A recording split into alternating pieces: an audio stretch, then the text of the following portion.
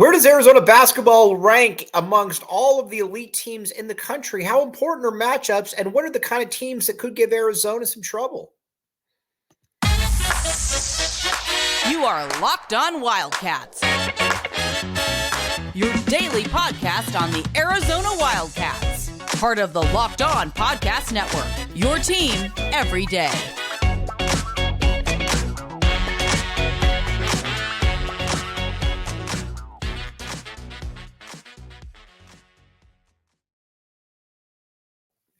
Thanks for making Locked On Wildcats your first listen of the day. I am your host, Mike Luke. All right, now we're going to talk about Arizona, where they stack up nationally amongst teams, who are they looking at, all of that.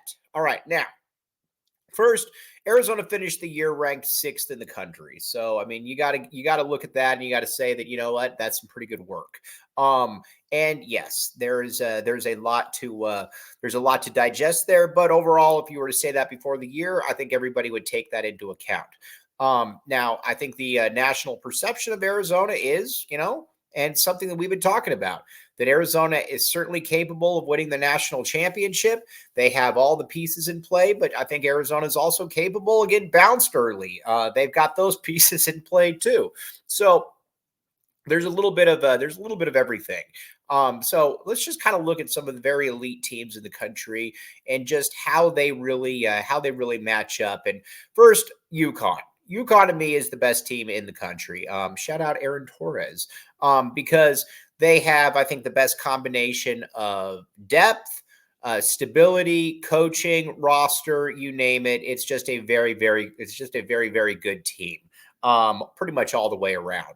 And they've been there before. Now, again, I get it. It's not the same roster as last year. You obviously don't have some of the same players. You obviously missed some of your very best players, but pretty much across the board, though, they check off a lot of boxes. Donovan Clingan up front he's a very interesting dude. He's at about 7 foot 1 or 2, but he can move really well. Not only can he move really well, he can block shots. He's somebody that I could see giving Umar Ballo, leader of men, a very a difficult time. I'll put it to you like that.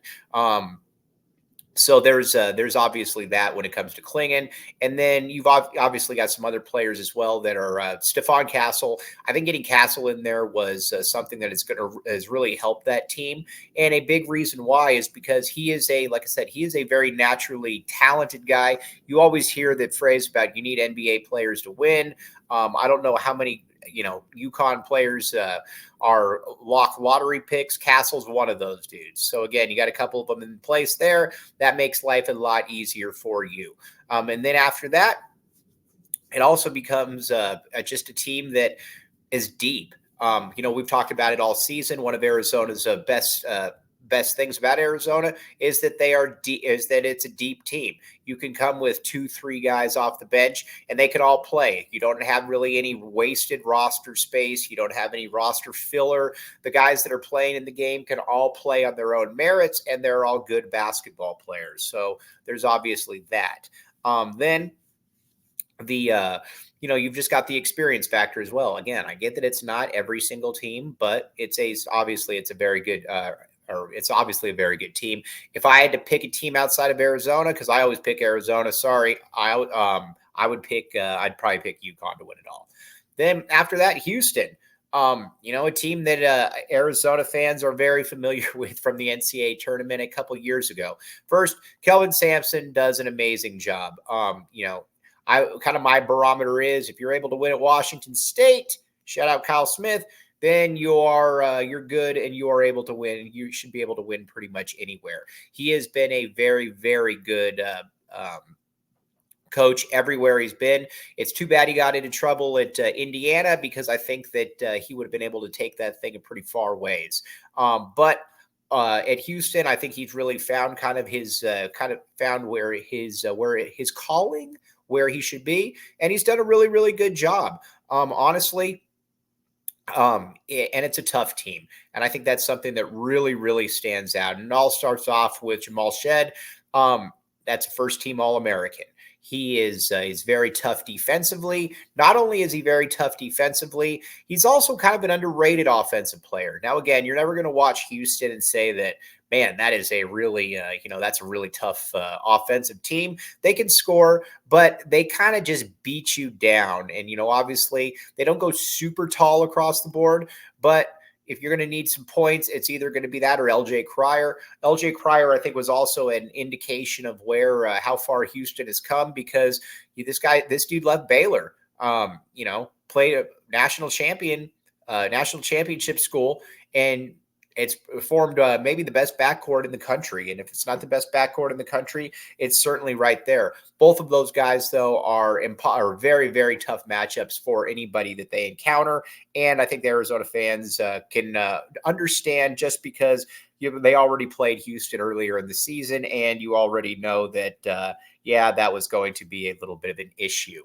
But that's also a squad that it's hard for me to see them getting bounced early, but I could also see them not being able to sustain throughout, because, again, they do struggle to score at times, and that's a problem that I don't know that necessarily just goes away. They do struggle to score, and not only do but they, like I said, they're just so big, they're so physical, and they just play a really tough style of basketball that it's I think it's difficult to see a lot of teams beating them. But again, kind of said the same thing last year. But either way, like I said, it's a super good squad, and I think it's a team that, along with they have the merits of being where they are, because of what they've done. They've gone through the schedule, they've gone through the gauntlet, and they're obviously very good. Then Purdue. Purdue is interesting to me. I do not, like I said, I'm biased. I totally get it. And Purdue's resume is probably the best in the country. No disputes at all with Purdue.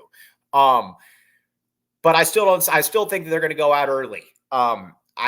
First of all, I'm very biased against Big Ten basketball. It's something that has annoyed me for a very, very long time, the media love for the Big Ten and Big Ten basketball. And I've never understood really quite where it comes from. But either way, we are here. And Purdue, to me, is very similar to last year's team. I get that there's a couple new players, but it's also a team that is kind of slow. Edey's fantastic, but in this day and age of college basketball, I don't know if a plotting big man can take you to the promised land 6 games out of 6. I just don't know that that's really the case. Maybe it can. I don't know, but I don't necessarily see that being part of the equation. And honestly, last year I was not. Again, I didn't think that they'd lose in the first round, but I was also not totally surprised by it, because going against a team where you're playing a team of athletes. They were just not very good. And not only were they not very good, they were not, again, it wasn't like a team that was really, really good. And not only was it really not really good, it was a squad that, they just didn't match up well. And not only did they not match up well, they just didn't really didn't play performance. And I think that's something that is the case for, any team that Purdue goes against. You're going against teams that are physically going to be a little bit more talented than you. Maybe they don't really come across that, but we will see that one. All right, now we're going to continue to talk about these teams. But first, eBay Motors. eBay Motors, ladies and gentlemen, check out eBay Motors. All right, now all kinds of good stuff at eBay Motors. This is the place, like I said. Cut out the middleman. I don't know anything about mechanics. I don't know anything about cars, anything. But guess what? eBay Motors says, come get the parts from us. Millions of parts for your MVP. Win every time with parts that fit your ride. And guess what? You can take it to somebody that you trust. Not only can you take it to somebody that you trust, you can take it to somebody that is it has your best interests at heart. eBay Motors is here for you. Again, for the people, by the people. They've said, listen, everybody knows somebody that got screwed out of something growing up, and you're like, oh gosh, what is the deal with What's the deal with this? Am I going to get screwed? Am I going to get, whatever the case may be? eBay Motors says, do not worry about it. We've got you. Come get the parts from us. Get it to somebody you trust. Check it out, eBay Motors.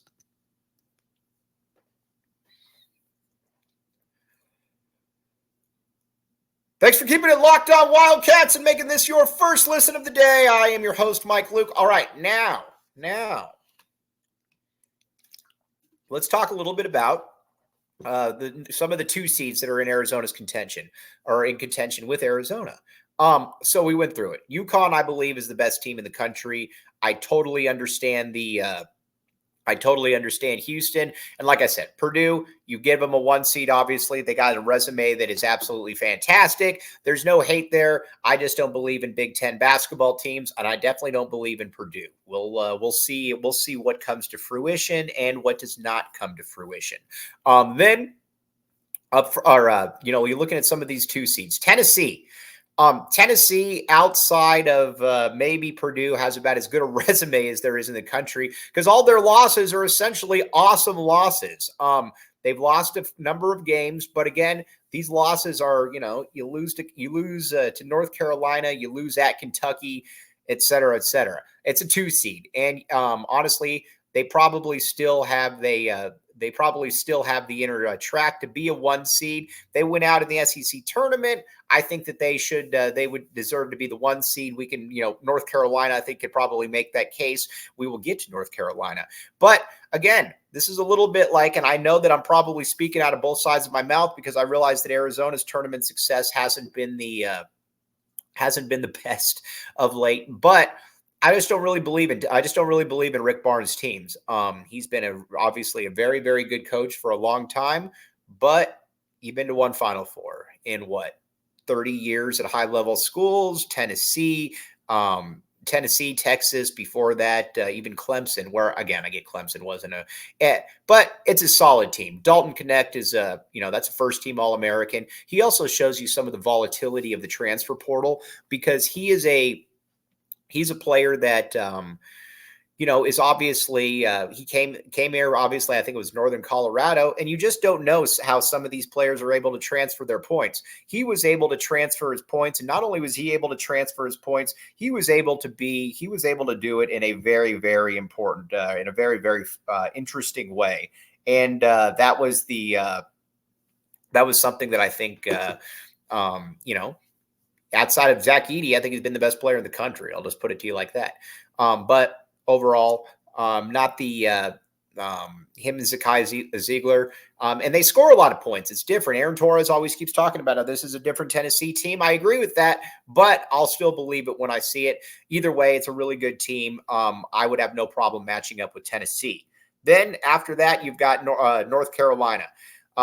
This was kind of the year that I think we were going to find out if Hubert Davis could coach or not. He can't. Because last year they sucked, obviously. The year before, they caught lightning in a bottle and they made the Final Four. This year, they were obviously good, and it's a solid team across the board. You got 3 players that can really play. Armando Bacot, who I believe finally has to move on from college basketball. That's just a guess, although it's not really a guess. I know he has to. And then RJ Davis.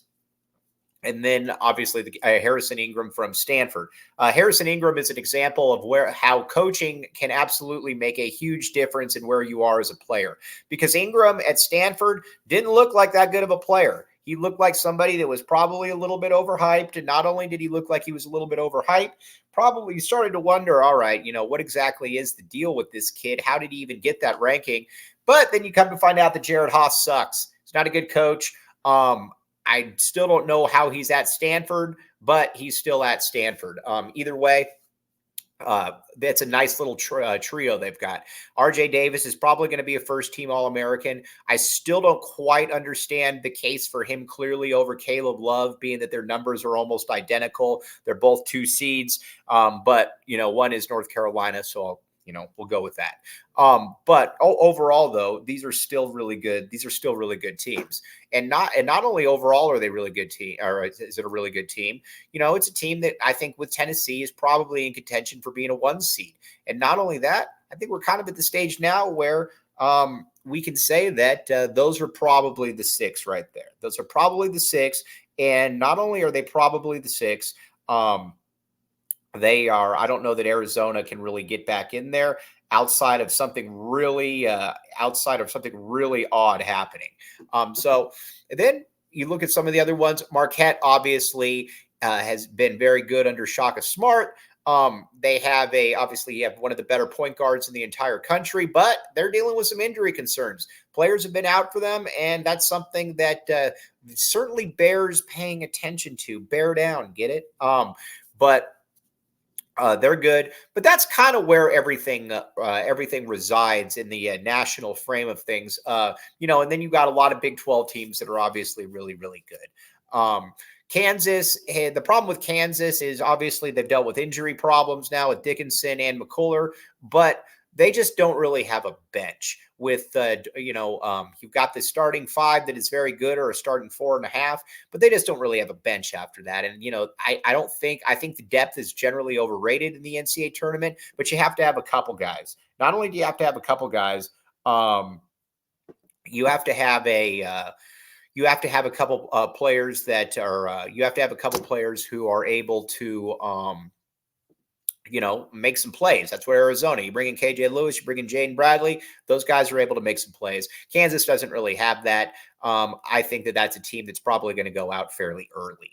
And then Baylor's tough, man. Like I said, Baylor and Arizona in a Sweet 16 game, that's a tough matchup. Now, again, I would like Arizona's chances, but I still think that that's a pretty tough matchup for the U of A.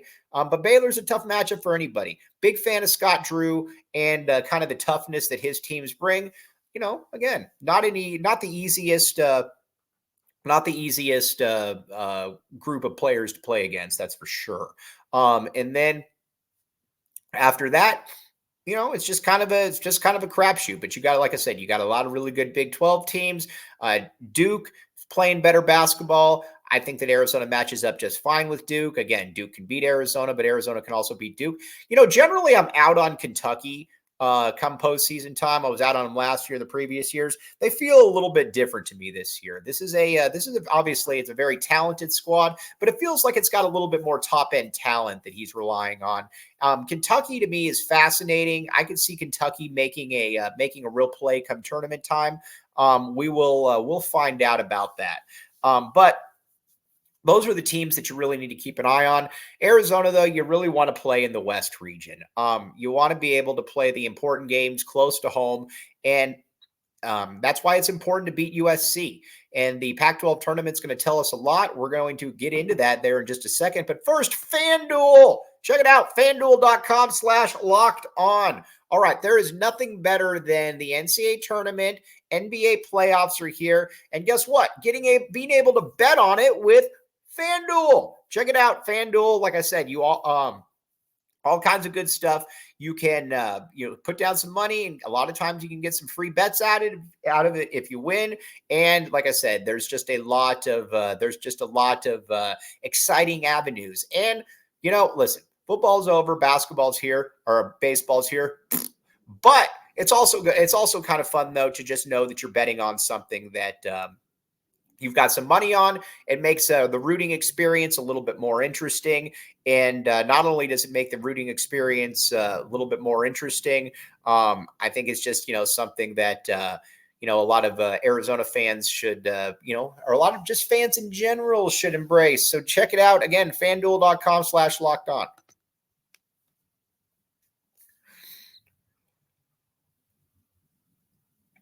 Thanks for keeping it locked on Wildcats. I'm your host, Mike Luke. All right, now let's talk about the importance of the Pac-12 tournament. I talked about it a little bit yesterday. Arizona, the one thing that USC game gave is Arizona doesn't have a margin for error anymore as far as you losing bad games. Here's what I mean. You don't want to lose to USC for a second straight time. USC is not a good team, even though on paper, as we've talked about, they're very talented. You can't lose to USC again. Not only can you not lose to USC again, you need to win that game. And then you got Oregon coming up after that. Oregon's interesting because I thought all year that Oregon was going to be a problem for Arizona. They started out 5-0, and then they just kind of fell off. It's not a very good team. And you just kind of think that it's probably run its course with Dana Altman, did a good job, got him to a Final Four, an Elite Eight, a couple Sweet 16s. But overall, that thing feels like it's kind of over. But Oregon, again, you got N'Faly Dante up front. You got Biddle. You got Evans. You got Kuznard. You got Jackson Shellstad. You got a lot of different guys that are talented. That could be a little bit of an issue. But Arizona should win that game. And then on the other side of the bracket, I either want Washington State or Stanford. Stanford is not going to be able to make its way through there, mainly because you're going to have Stanford's not very good, but Stanford also matches up very well with Arizona. And that's something that Arizona has to deal with. Teams that can really shoot the ball. Arizona has not defended well this season, and I don't know exactly what the deal is, but either way, it is certainly an issue. There's no way that you can watch all of these games and say, yeah, it's not an issue. The defense that Arizona plays against teams that can shoot the ball. Stanford is very much the same way. You give up open shots, then I don't know what to, you know what, you're going to lose those games. Now, Stanford's not going to be able to make it that far, but I wish I could have played Stanford. Then Washington State, I'd like to play Washington State again, mainly because you played them twice. Obviously, they came into McHale and beat you, and they beat you at home. It would be a nice little revenge, but more so than anything, Washington State's the team that you could start seeing in the, the round of 32, the Sweet 16. And again, they're physical. They're very well coached. It's a team that you need to take very, very seriously if you're Arizona. And not only very seriously, it's a team that I think it's also fair to say can be a really difficult matchup for anybody, but they're big, strong, physical, that. But again, I'm going to keep going back to it, though. Matchups are really fun to talk about. We've talked about it this entire show. But with Arizona, I'm still far more interested in Arizona than the other teams, because if you don't have a very talented team, that's when you start looking at matchups. You start saying, okay, how does that look? How does that look? With Arizona, this is a very talented team. They don't really have a ton of question marks, and not only do they not have a ton of question marks, it's a squad that is just, I think, ready to rock and roll and is ready to go. And you're tough. You got Keyshawn Johnson. You got Caleb Love. I don't imagine them wimping out come tournament time. Kind of like Tabellis or Kirk Kriisa did. Or and then you got Umar Ballo, leader of men, who's been much better. Keep in mind he was playing with a really bum hand last year. And then Pella. It's just a solid team that mixes veteran leadership, depth, youth, and just being tough. And I think that's something where something that Arizona should be able to take advantage of. Either way, I think Arizona is equipped to make a long tournament run. This team feels a lot different than last year's team. Well, it is a lot different. You got Caleb Love, you got Keyshawn Johnson, etc. And you don't have Kirk Kriisa. Keep in mind, Kirk Kriisa was a real detriment come tournament time because he was awful. Now you could say he was hurt, whatever the case may be. I watched enough Kirk Kriisa to know that was not the answer. So on that note, like I said, though, to me, it's more about Arizona. But the Pac-12 tournament is here, and the NCAA tournament is right around the corner. So, again, this is the best time of the year. As always, though, very much appreciate you guys keeping it locked on Wildcats. There's no other place, or this is the place that you want to be, because keep in mind, like I said, hopefully Arizona wins the Pac-12 tournament, and then you got the NCAA tournament right after that. But have a great rest of your day. As always, I am your host, Mike Luke. We will be back with you. Bear down, back the A, and thanks for keeping it locked on Wildcats.